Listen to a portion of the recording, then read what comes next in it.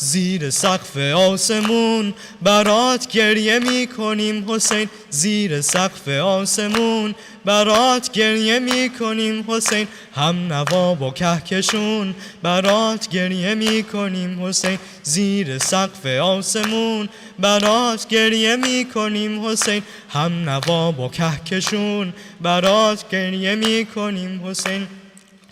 خدا نگیره از ما شما را، نگیره از ما این صفا را، خدا نگیره از ما شما را، نگیره از ما این صفا را، نگیره از ما اربعین کربلا را. ای شهید تشنه لب عزیز فاطمه، ای شهید تشنه لب عزیز فاطمه،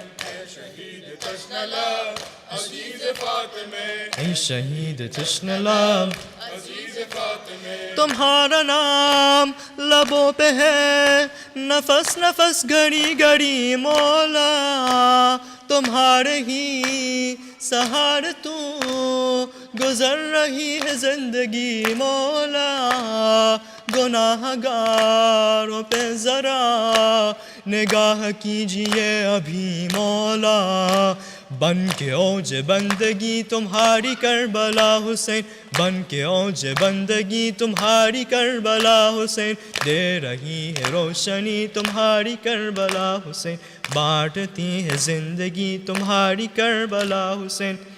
खुदा करे के रहना सहना, खुदा करे के जीना मरना, खुदा करे के रहना सहना, खुदा करे के जीना मरना, हुसैनी राह पे हो मेरा, हुसैनी राह पे हो मेरा। ऐ शहीद तश्ने लब अजीज फातिमे, ऐ शहीद तश्ने लब अजीज फातिमे, ऐ शहीद तश्ने लब। For you, Hussein, my every pain is a means of comforting my heart. In your love, in your name, I'll give everything, I'll do my part. If my head goes on a spear, still I'll keep calling you from my heart. You are my everything, I'm coming to you, Hussein. You are my everything, I'm coming to you, Hussein. Ya Safinat an-Najah, I'm coming to you, Hussein. Ya Safinat an-Najah, I'm coming to you, Hussein. Ya Safinat an-Najah, I'm coming to you, Hussein. Ya Safinat an-Najah, أنت عين الحياة, I'm coming to you, Hussein. أنت عين الحياة, I'm coming to you, Hussein. Oh Lord, I have only one hope. Oh Lord, I have only one hope. I wanna see His holy dome. I can't live without Arbaeen.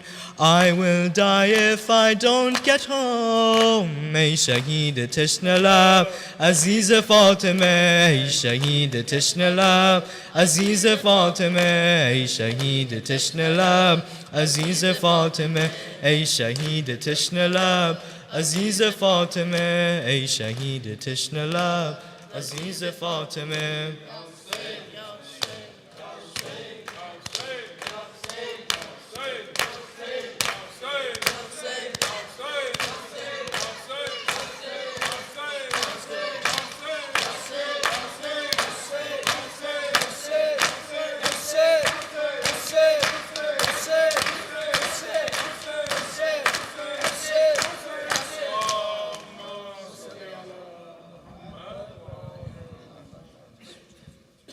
متوجه زيارة.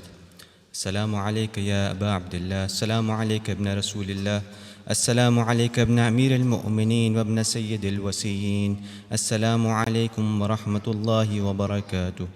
السلام عليك يا غريب الغرباء، السلام عليك يا معين الضعفاء والفقراء، يا سلطان أبو الحسن علي بن موسى الرضا، الراضي بالقدر والقضاء ورحمة الله وبركاته. السلام عليك يا صاحب العصر والزمان، الأمان الأمان الأمان من فتنة الزمان. السلام عليك يا خليفة الرحمن، السلام عليك يا إمام الإنس والجان. عجل الله تعالى فرجك وسهل الله تعالى مخرجك وظهورك. السلام عليكم جميعا ورحمة الله وبركاته.